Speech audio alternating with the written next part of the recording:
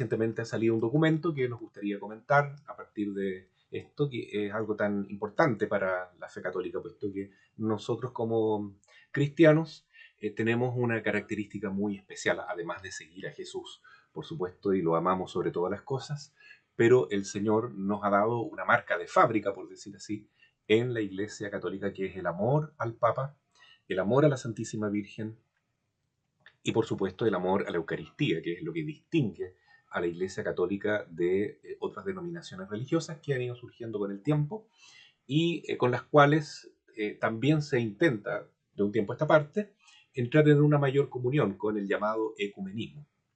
Entonces menciono esto porque hoy se está cuestionando nuevamente cuál es la función, la misión, la responsabilidad que tiene el Papa en la Iglesia y cómo puede servir de punto de unión con este diálogo ecuménico y no como punto de separación o divergencia.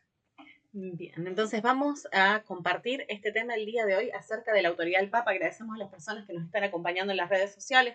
Nos informaban que en un momentito no hubo audio, entonces ahora estamos retomando un poquito esto, de este tema que vamos a abordar con respecto a una publicación reciente de la semana pasada, un documento reciente del Vaticano, que habla sobre el tema de la autoridad del Papa Francisco. Si le parece, Padre Raimundo, antes de abordar el tema, que podamos hacer una oración para preparar el corazón antes de hablar de este tema, de lo que es la Iglesia, las autoridades de la Iglesia y el orden que tiene en esta tierra. ¿Cómo no? Claro que vamos a invocar a nuestro Padre Celestial, ya que la misión del Papa en la tierra, como dice el mismo nombre, Papa, es ser un reflejo del Padre Eterno junto a nosotros los cristianos. Pater noster, qui es in celis, sanctificetur nomen tuum, adveniat regnum tuum, fiat voluntas tua, sicut in cielo et in terra. Panem nostrum quotidianum da nobis hodie, et dimitte nobis debita nostra, sicut et nos dimittimus debitoribus nostris, et ne nos inducas in tentationem, sed libera nos a malo. Amén. Gloria al Padre, y al Hijo, y al Espíritu Santo. Como era en el principio, ahora y siempre, por los siglos de los siglos. Amén. Esperamos que el Señor nos envíe su Espíritu Santo para poder dialogar estos temas con prudencia, con sabiduría, con mucho amor a la Iglesia y fidelidad al Santo Padre. En nombre del Padre, del Hijo y del Espíritu Santo. Amén. Amén. Perfecto. Entonces, mencionar por comenzar, Padre, antes de hablar esto de cómo es la autoridad del Papa, que es el título que le hemos dado a este programa de Sintonía con María.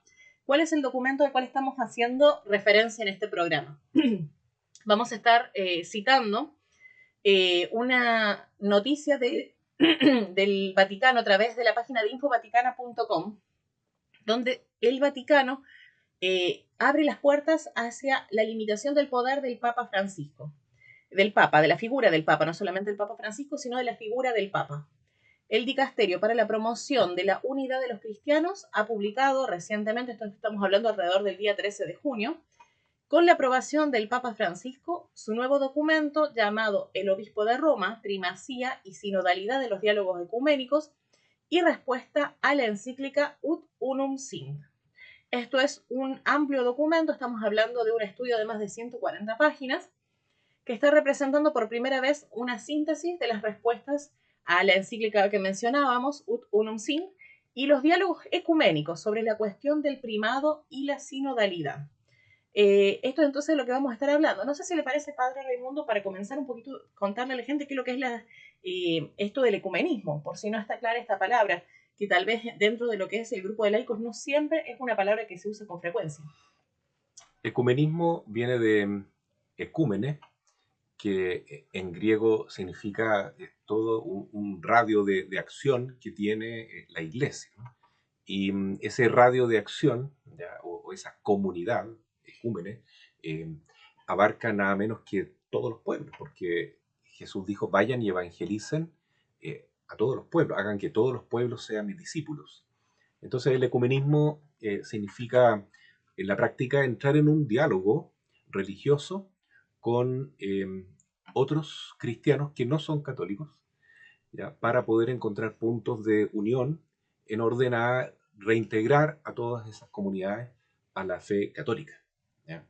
Hay dos maneras de entender el ecumenismo hoy en día. Uno que es la que acabo de decir, que es correcta, ¿no es cierto? Es el diálogo con los protestantes, con los luteranos, con otros hermanos cristianos no católicos, con esa finalidad, ¿no? No hay que esconderlo, ¿no? Esperando que un día todos vuelvan a ser católicos y haya un solo rebaño y un solo pastor, ¿no? Ese es el único ecumenismo que vale, porque Jesús dijo, vayan y hagan que todos sean mis discípulos, pero la única manera de ser discípulos en forma plena es en la Iglesia Católica, porque la Iglesia Católica es la única iglesia fundada por Cristo y que contiene toda la verdad en la cual Cristo ha depositado, ¿no es cierto?, su tarea de evangelizar. Bueno, otra manera incorrecta, a mi modo de ver, el ecumenismo es con la herejía del irenismo. Otra palabra extraña. Irene significa paz. Entonces, en vista de una falsa paz, ¿no? Es decir, para llevarnos bien con otros cristianos, protestantes, luteranos, anglicanos, presbiterianos, lo que sea, ya vamos a tratar de bajar un poco la vara de nuestra fe, de lo que nos identifica como católicos, para poder entrar en un diálogo donde todos nos sintamos más cómodos. Eso se llama irenismo, es decir, renunciar a la propia identidad, a la verdad contenida en nuestra fe católica, en cierta medida, para lograr este punto de contacto con ellos. Entonces se dice enfatizar más lo que nos une y no tanto lo que nos separa, pero al dejar de lado eso que nos separa, entonces estamos a veces aguando, un poco descafeinando, entre comillas, nuestra fe católica, nuestra tradición católica, para no molestar a otros hermanos cristianos y llegar a una relación entre todos mucho más amplia, mucho más convergente, donde todos nos sintamos bien en ese diálogo, respetando, claro, las diferencias, por supuesto que hay que respetar, ¿ya? Pero no pretender que ellos vuelvan a la Iglesia Católica, no pretender que la fe hay que transmitirla íntegramente, es un error, es una herejía incluso, eso se llama irenismo.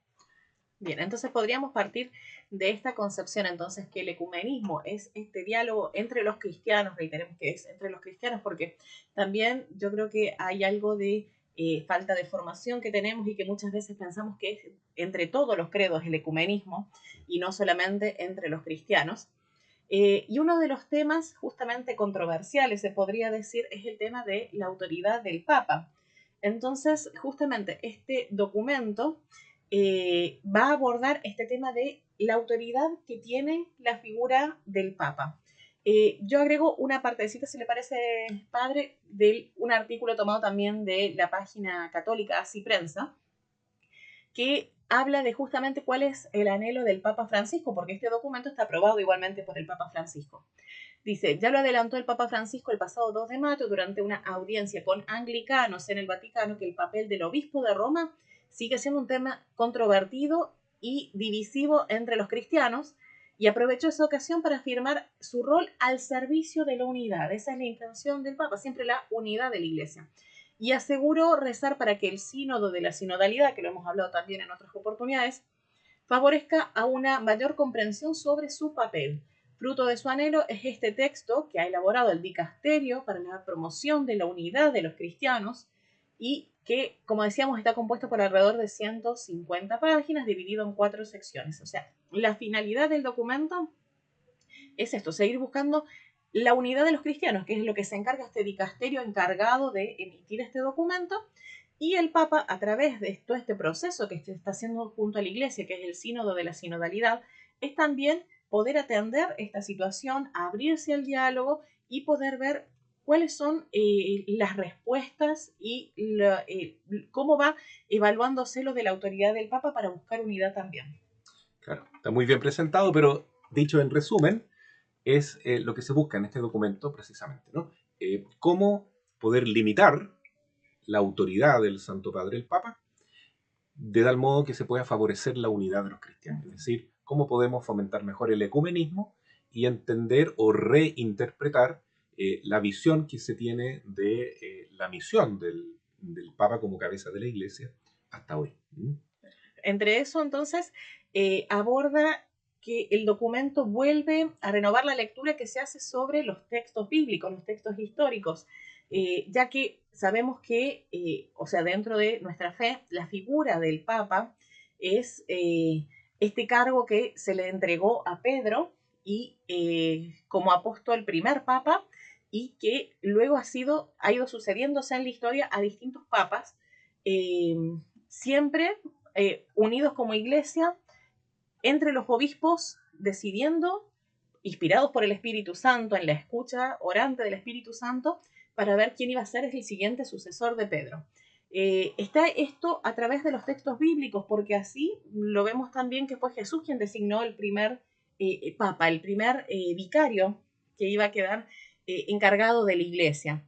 Entonces también está esta propuesta de que haya una lectura renovada para que no sea un obstáculo para hablar de unidad entre los cristianos, inclusive. Sí, como usted menciona, todo esto tiene una base bíblica y lo podemos encontrar, entre otros evangelistas, en San Mateo, ¿no? En el capítulo 16. Justamente cuando Jesús le dice a Pedro, que se llama Simón, hijo de Jonás, le dice, Simón, tú eres Pedro, le dice. Pedro significa piedra, o Kefas, en hebreo, no sé, en griego también. Kefas significa la piedra sobre la cual voy a construir mi iglesia, la piedra fundamental. Cierto que Jesús es la piedra fundamental, Él es la piedra angular, ¿cierto? Pero el representante que Cristo deja acá en la tierra, el representante visible, es Pedro. Por eso le dice, yo te digo, tú eres Pedro, y sobre esta piedra, porque Pedro es piedra, construiré mi iglesia.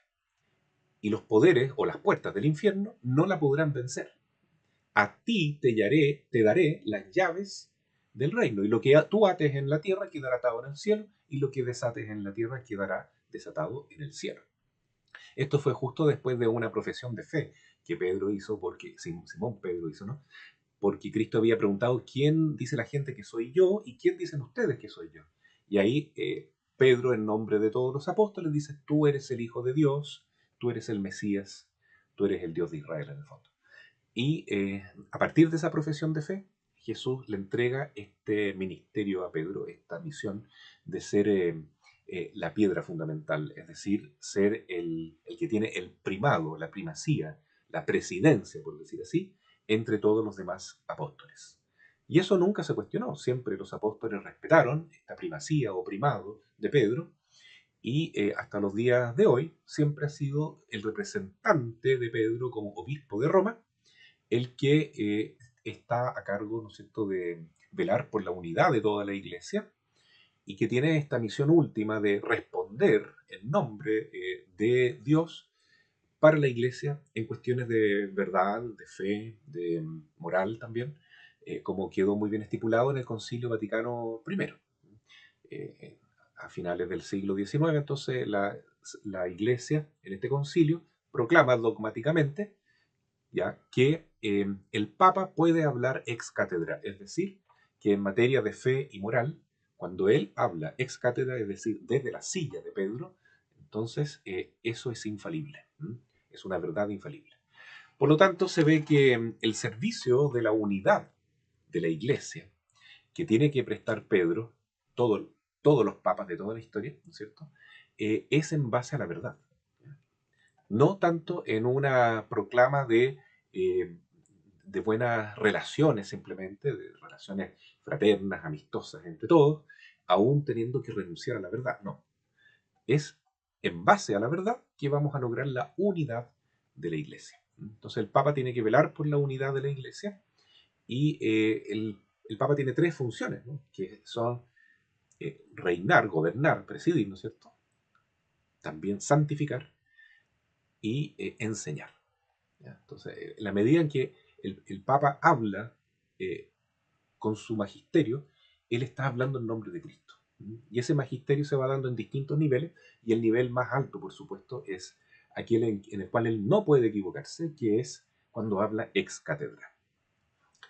Esto no ocurre muy seguido, ¿no?, porque normalmente el magisterio que da el Papa no es con esa solemnidad de hablar ex cátedra. La última vez que se dio esto fue en 1950, cuando el Papa Pío XII proclamó solemnemente la Asunción de la Virgen María como dogma, ¿ya?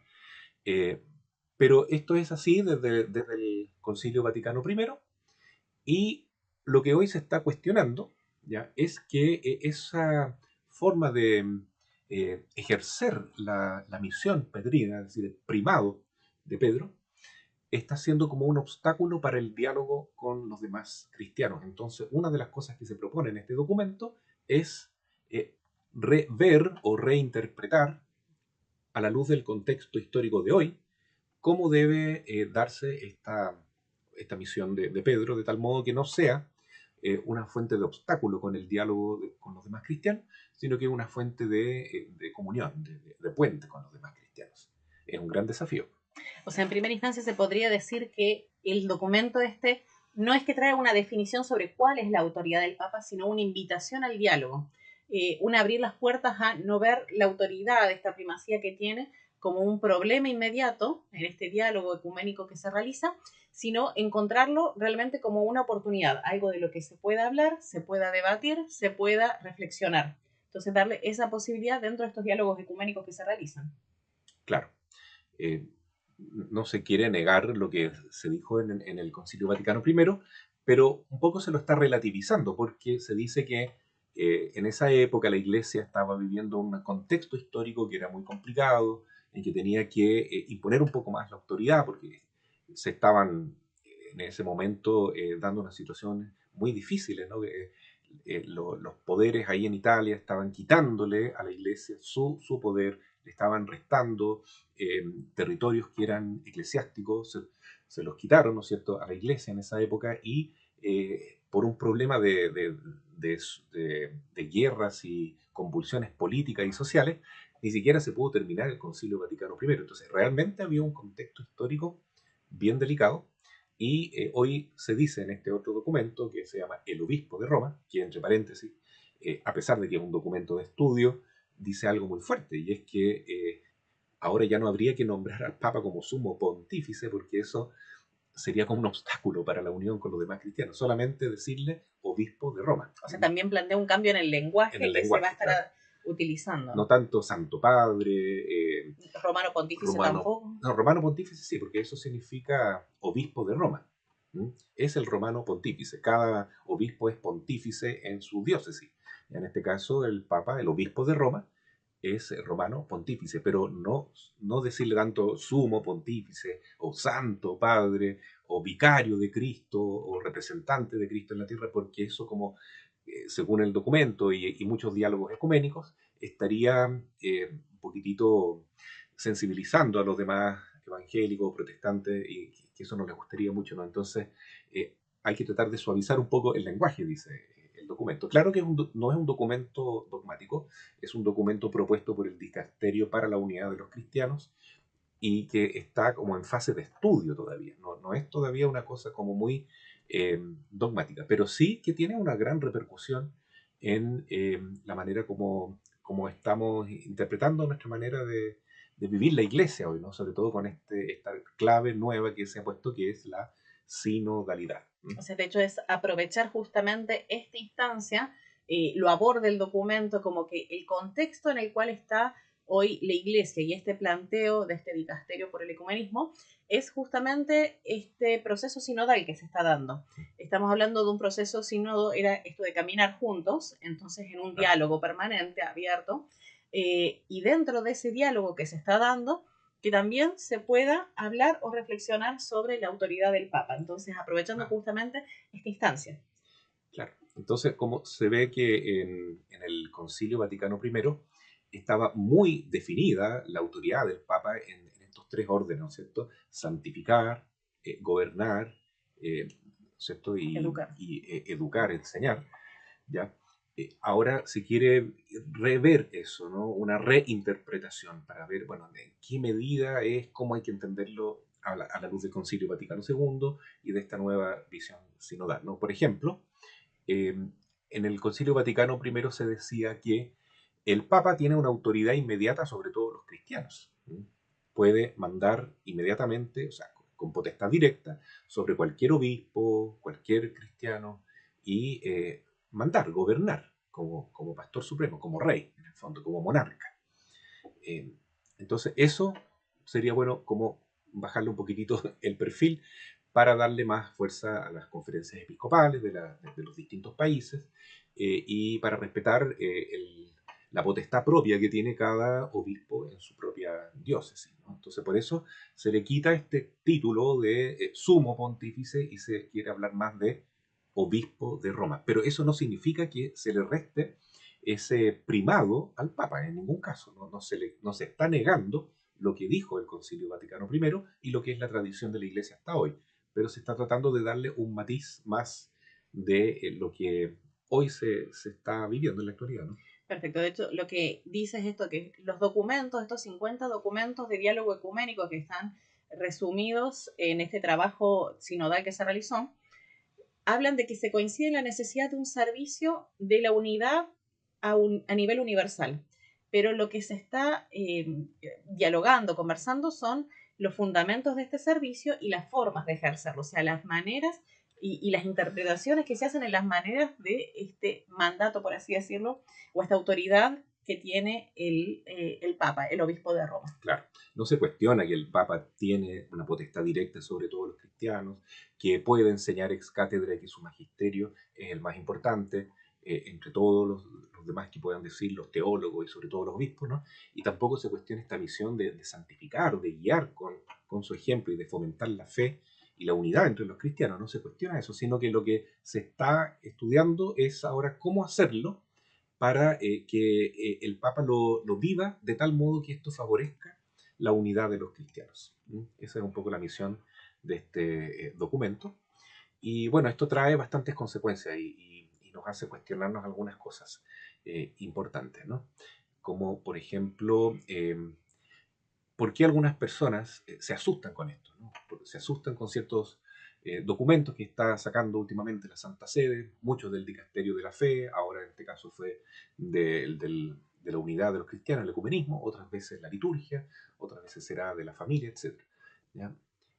¿Por qué asustarse tanto? ¿Por qué eh, sentir que la iglesia se está de alguna manera como desvirtuando o se está yendo por un camino que no corresponde? Y hay muchos comentarios al respecto, ¿sí? En ese sentido, en las redes sociales sobre todo, ¿no? Y bueno, yo diría que aquí hay que confiar mucho en el Señor, ¿no? Porque Jesús le dice a Pedro que el poder del infierno no la podrá vencer. Es decir, que Cristo va a estar siempre presente en la iglesia, guiándola y animándola con el Espíritu Santo. Es decir, el Espíritu Santo va a estar siempre presente y el infierno no va a poder vencer sobre las fuerzas de Cristo, ¿no es cierto? Es cierto que se mete dentro también de la iglesia una fuerza negativa, como dijo el mismo Papa Pablo VI después del Concilio Vaticano II, comentando que parece que al abrir estas ventanas al mundo entró el humo de Satanás también. Eh, es cierto que todo esto que nos regala la Iglesia, todos estos documentos, todo este magisterio, esta orientación que nos entrega el Papa a través de sus entre comillas, representantes, que son los ministros en los distintos dicasterios, ¿no es cierto?, o congregaciones diversas que tiene Roma, eh, debemos asumirlo con obediencia, con fidelidad, sabiendo que el Espíritu Santo está guiando todo esto. Pero al mismo tiempo, eh, ¿por qué existe ese miedo en algunos, ese temor de que la iglesia a lo mejor se puede desviar? ¿Mm? Eh, Porque bueno, hay que interpretar esto también con inteligencia y con objetividad, ¿cierto? Hay que ver bien en qué manera esto se usa para el bien de la iglesia o de qué manera se puede sí desvirtuar con la acción del maligno que está presente también, tratando de destruir a la iglesia desde dentro. Entonces aquí está el Espíritu Santo, por supuesto, ¿no? Pero también las mismas palabras de la Biblia se pueden desvirtuar, como lo hacía el demonio tentando a Cristo, por ejemplo, ¿no? Entonces hay que tener esa sabiduría y pedir al Señor que nos vaya guiando y ahí nos tenemos que dejar orientar justamente por nuestros pastores, por el magisterio, por la tradición de la iglesia y por este sensus fidelis, ¿no es cierto?, que es el como sentido común espiritual que tiene el pueblo cristiano. Eh, entonces, más allá de si son posturas conservadoras o muy progresistas y que algunos están contentos, otros no están contentos, algunos quisieran que el Papa fuera como más progresista todavía, otros quisieran que no fuera nada de progresista, Yo creo que lo que hay que ver es que el Espíritu Santo está guiando a la iglesia de una manera u otra. Pero que todas estas ideas y estas orientaciones y estas búsquedas, ¿no es cierto?, que son muy válidas, como ver cómo se entiende el primado de Pedro, que es algo que es una visión que ha ido progresando, o sea, evolucionando también a lo largo de la historia, ¿no? Porque, por ejemplo, en el primer milenio, el Papa no nombraba a los obispos, ¿ya? Sino que cada diócesis elegía a sus propios obispos. ¿No? Era como más, entre comillas, democrático, ¿no? Porque el mismo pueblo proclamaba viva voz quién quería que fuera su pastor. ¿Ya? A partir del año 1070, más o menos, el Papa dice que no, ahora es el Papa el que nombra a los obispos en la diócesis. ¿Ya? ¿Eso puede cambiar? Bueno, podría cambiar. Y eso se está cuestionando también en este documento. ¿De qué manera el Papa puede servir entonces a la unidad de la Iglesia, a la verdad en la Iglesia, a gobernarla de manera que contribuya a la unidad entre los mismos católicos y con diferentes denominaciones? Eso es lo que está cuestionando ahora. Y ciertamente el Espíritu Santo va a ganar. Vamos a llegar un día a ser un solo rebaño y un solo pastor, pero vamos a ir pasando por muchas vicisitudes. Una de ellas es una prueba muy dolorosa que va a vivir la iglesia, porque también, como dije antes, el demonio se va a introducir al interior de la iglesia, tomando la forma no sé, de pastores que están orientando a la iglesia, pero de una manera equivocada, con apostasía. ¿Ya?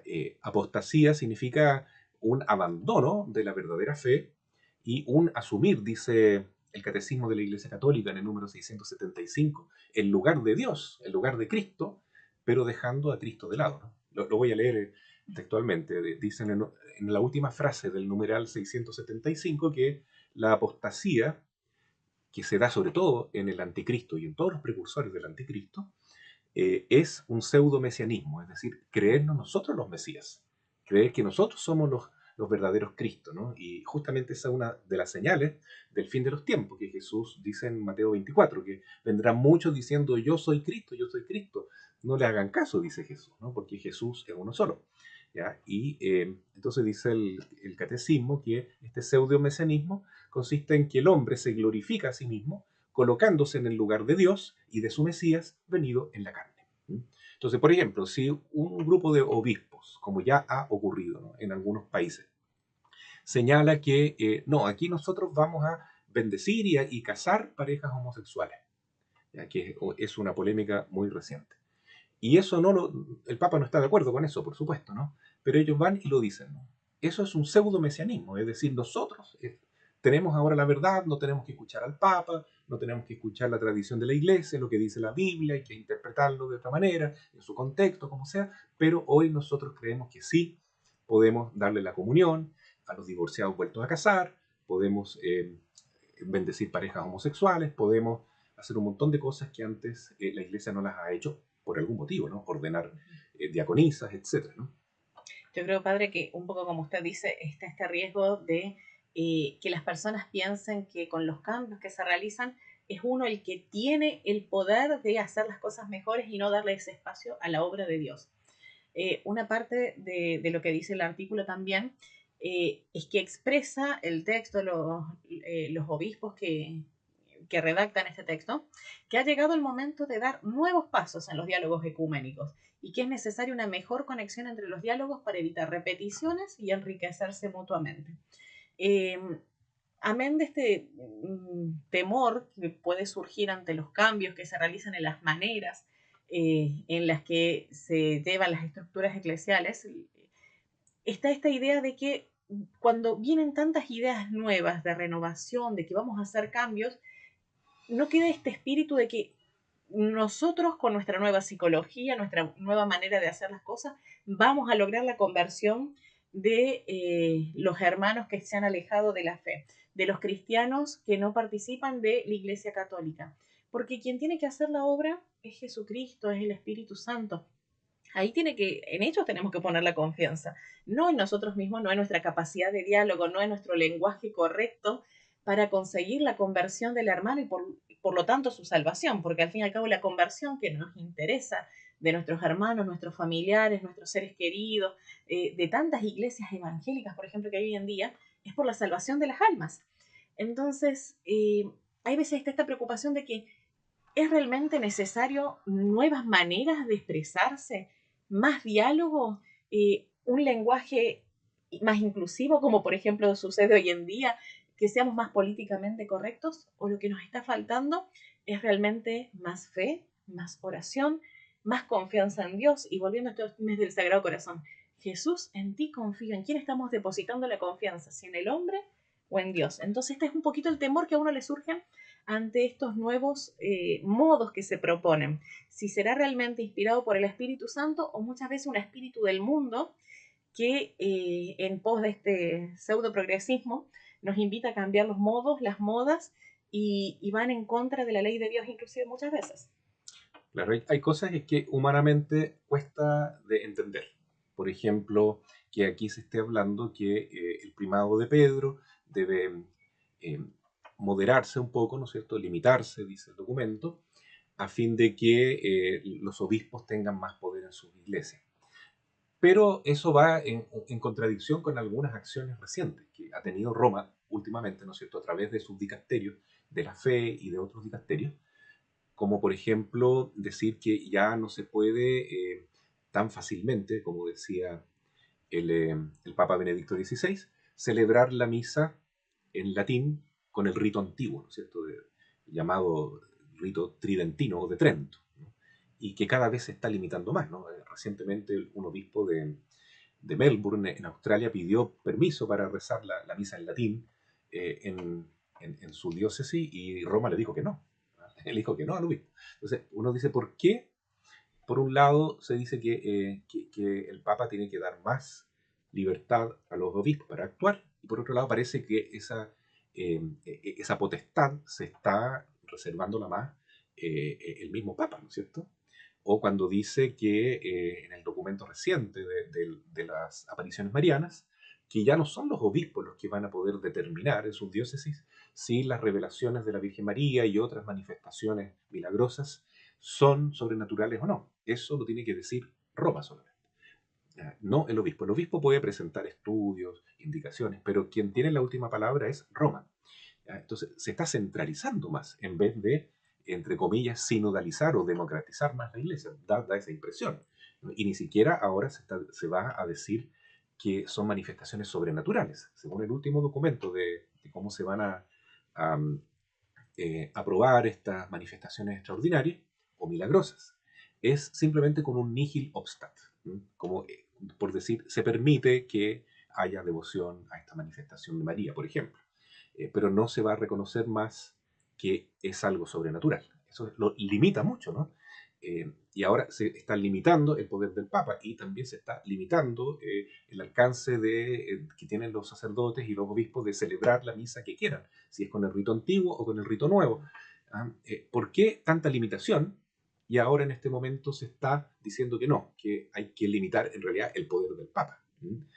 Son cosas que cuesta un poquito de entender y realmente hay que hacer un acto de fe muy grande y finalmente confiar en que el Espíritu Santo está guiando a la iglesia y que algo bueno va a salir de todo esto, ¿no? Por ejemplo, con esto de esta limitación de las misas en latín y del rito tridentino, a lo mejor se quiere dar a conocer mejor cómo es la liturgia del Novus Ordo, que se dice, ¿no es cierto?, del rito aprobado por San Pablo VI, y es el rito que conocemos nosotros hoy en día, pero vivirlo mejor, dice el Papa, ¿no es cierto?, y que esto sea una fuente de unidad para toda la iglesia. Y aceptar que ese es el camino que el Señor nos da en estos tiempos. Puede ser que otro Papa en el futuro retome lo que fue la misa tridentina y ahí nos dejamos guiar. Como niños que se dejan guiar por su papá, ¿no es cierto? Como ovejitas que se dejan guiar por el pastor.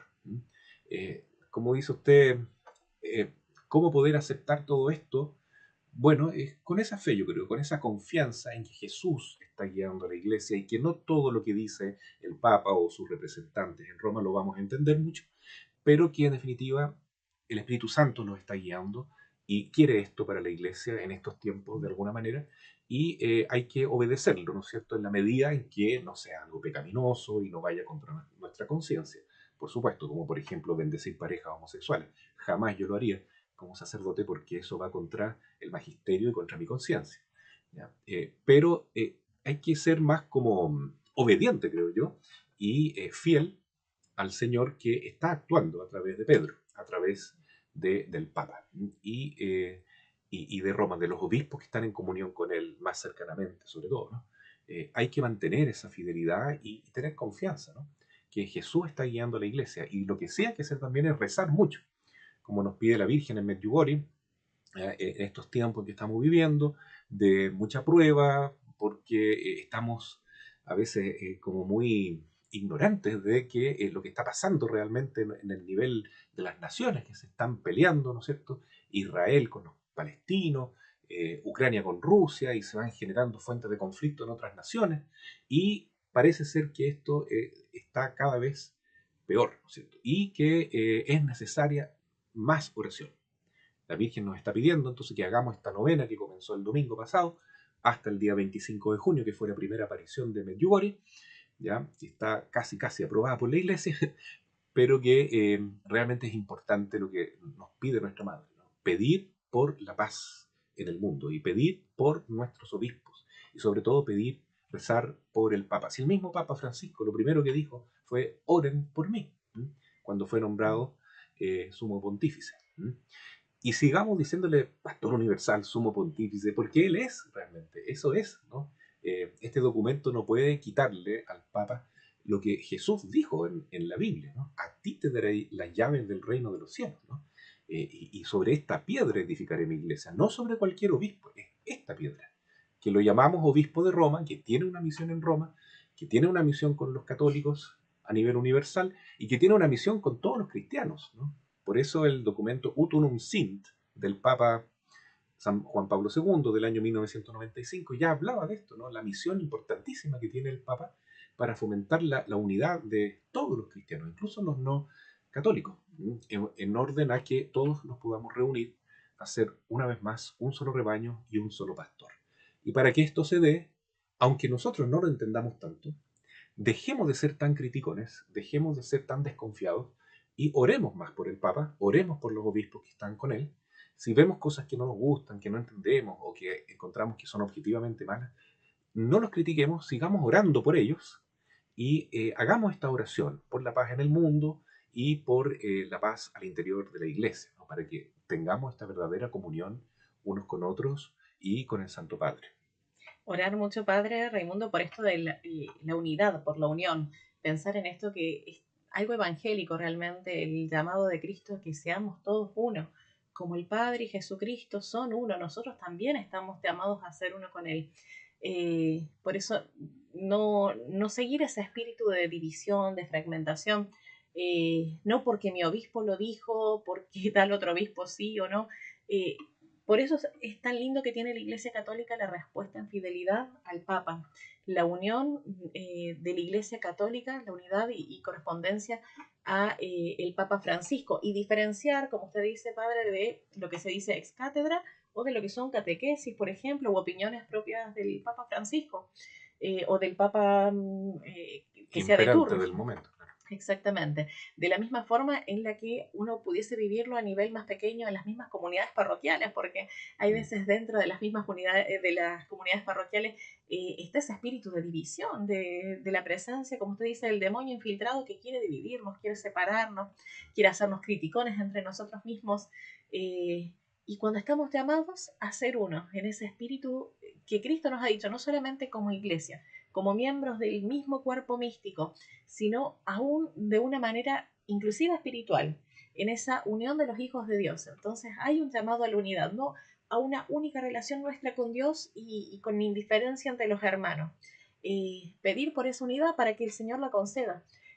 Si rezamos, si pedimos mucho, el Señor lo va a conceder. Sabemos que Cristo triunfó, Cristo venció la muerte y que Él quiere la salvación de todos. Si primero es el deseo de Dios, ¿por qué no acompañar nosotros también en el deseo y en la oración para que eso llegue el día de que toda la iglesia esté unida, sea una sola, sea católica, sea universal y adorante a Cristo?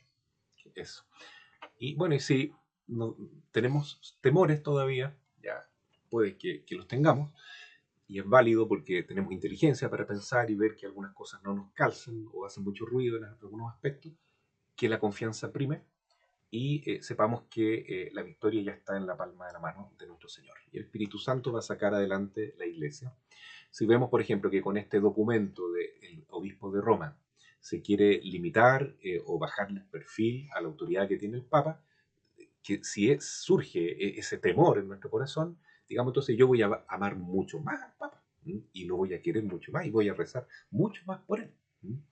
Si vemos que en el documento anterior de la Virgen María y de las manifestaciones sobrenaturales en general, se le está bajando el perfil un poco, bueno, digamos, voy a tener más devoción todavía a la Virgen y voy a aceptar mucho más todo lo que ella nos dice porque ella no nos abandona, porque ella es madre, porque ella camina junto a nosotros.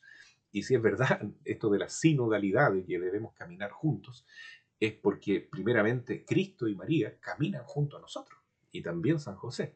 Entonces, ¿cómo vamos a negar que ellos actúan de manera sobrenatural, manifestándose de manera que a lo mejor son poco comprensibles para nosotros, poco científicas, digamos así, pero son reales? La Virgen no nos desampara, está con nosotros. Entonces, vamos a aceptar mucho más el misterio, lo milagroso, ¿ya? Aunque algunas interpretaciones puedan decir que no, que hay que relativizar esto, no hay que hablar tanto para no molestar a los protestantes.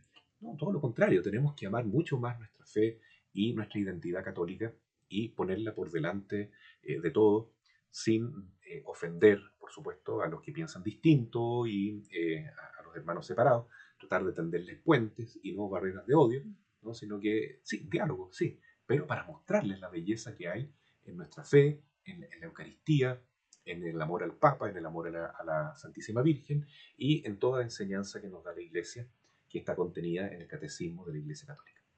Y encuentro, padre, tal vez esta oportunidad de que, ya que se habla tanto de la sinodalidad, que inclusive esto que buscamos unidad, como decía antes, en las iglesias, en las parroquias, inclusive que no haya un enfrentamiento entre párrocos, obispos, ni con la opinión que uno tenga sobre el Papa, o entre las comunidades, entre laicos y consagrados, inclusive esa falta de respeto que hay veces hay entre laicos y consagrados, sinodalidad, este caminar juntos, no para que todos levanten la voz y cada uno hable lo que quiera hablar solamente por manifestarse, sino porque creo que lo que el Espíritu Santo nos tiene que hacer hablar son palabras de adoración a Dios. Entonces, que ese caminar todos juntos sea para que nuestra voz se eleve para adorar a Dios que queremos conocer más, que queremos amar, que queremos adorar.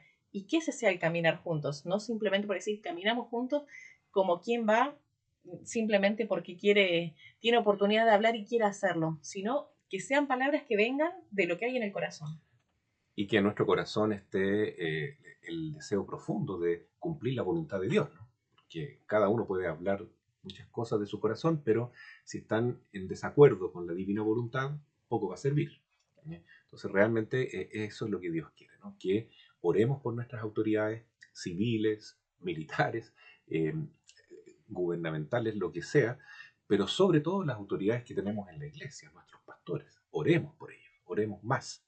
Y este mes de junio, el mes del Sagrado Corazón de Jesús, es un mes especial para pedir que el corazón sacerdotal de Cristo esté presente, actuando de forma viva y operante, sobre todo en el Santo Padre, en el Papa, en todos los obispos, en todos los sacerdotes y en todos los cristianos, ¿no? Por eso vamos a pedir en el día 29 de junio, el día de San Pedro y San Pablo, por el Papa y por los obispos. Vamos a hacer una oración especial a las 9 de la noche, desde ya los dejo invitados, que va a tener un cierto carácter de sanación y liberación también, pero con ese énfasis, ¿no? Pidiendo por el Papa y por que el Espíritu Santo lo vaya guiando y lo vaya liberando de cualquier duda o de cualquier influencia del maligno, porque sabemos que también el demonio está infiltrándose y metiéndose en estructuras y pensamientos al interior de la iglesia para dañarla desde dentro, pero con la oración vamos a lograr vencerlo porque no nosotros, sino que la Santísima Virgen es la que le aplasta la cabeza al demonio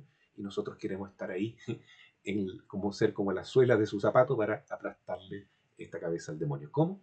Poniéndonos en esta primera línea que es la oración, el sacrificio, la entrega, el amor verdadero por la iglesia.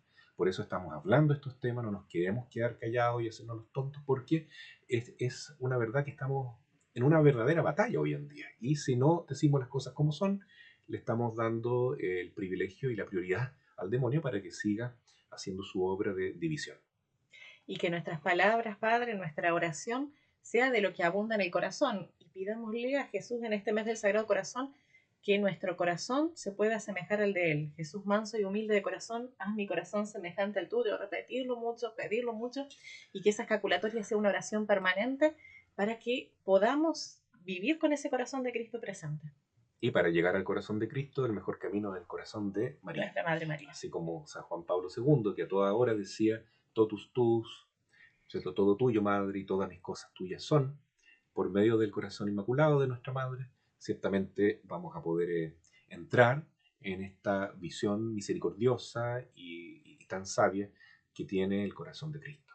Así es. Nos despedimos entonces. Así es. Hasta un próximo programa y que la bendición de Dios Todopoderoso, Padre, Hijo y Espíritu Santo descienda sobre ustedes, sus comunidades y familias y permanezca para siempre. Amén.